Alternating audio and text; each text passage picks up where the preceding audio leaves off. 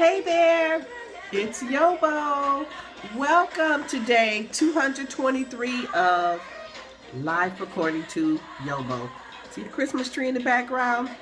We're still talking about 'tis the season. You know, for a season that's supposed to be a happy time, it can bring more problems than it does happiness. There's one more thing I want to talk to you about. And that is dealing with those family members who absolutely get on your last nerve. Okay, this is different from the family member that I told you about earlier. You know, the one who starts mess all the time. You know they're going to say something to someone's children. There's going to be a fight to break out, or they're going to get drunk. They're going to make an inappropriate comment.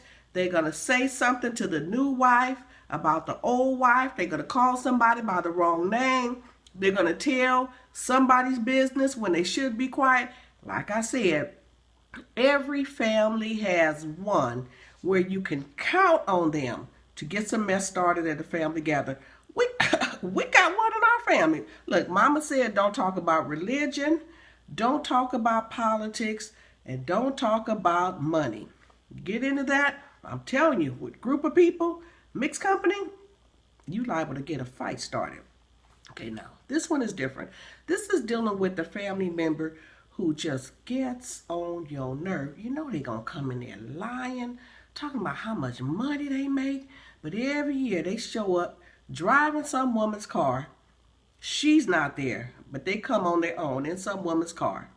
They got on, bought one saved up. I guess the woman must have bought them one little fancy outfit, driving her little piece of car, lying, talking about how much money they have.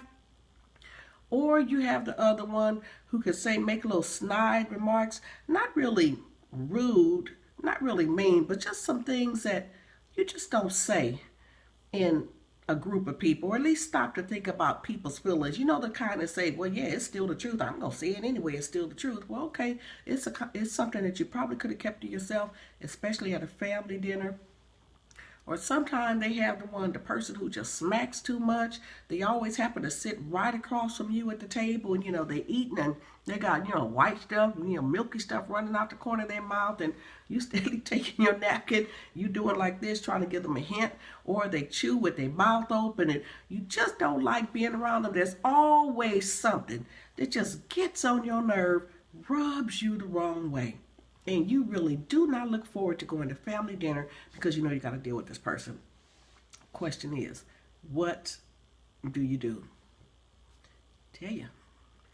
You take your emotions, you put them on pause for about an hour and a half, go to family dinner, you walk in, hey darling, good to see you, how you doing?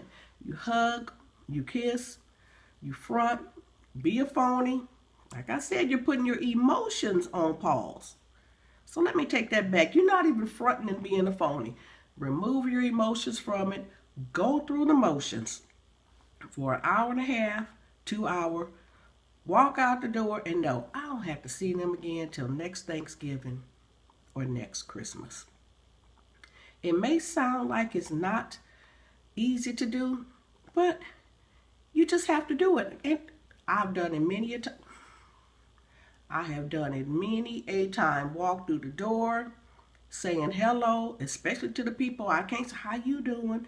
Mama said you could pick your friends, but you can't pick your family. Jesus. Whoo, put my little phony face on. Hey, go on in there. Go through the motions. And my husband can do it. He doesn't even go through the motions. He's got one family member. I told him about 3 years ago, I'm done with her. I am done. Phone number blocked in my phone. Numbers not even saved under do not answer, just straight up blocked. If you want to continue to fool with her, you can. That's your cousin. And he did for about 3 years until she cursed him out last year. And those of you who know my husband, you know Frank don't mess with nobody. Cursed him out and slammed the phone down in his face. Now, the only reason I didn't call her and check her was because I told Frank she crazy. I'm not fooling with her. When I put you on my SH, you know what list, you know you crazy. Well, couple months ago, there was a family gathering. There she was. His whole family knew what she did because he told them.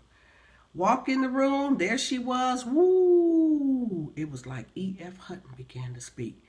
Everybody turned, looked in their directions, because you know, two people in there. One of them showed up with the other one. You just waiting to see what's going on.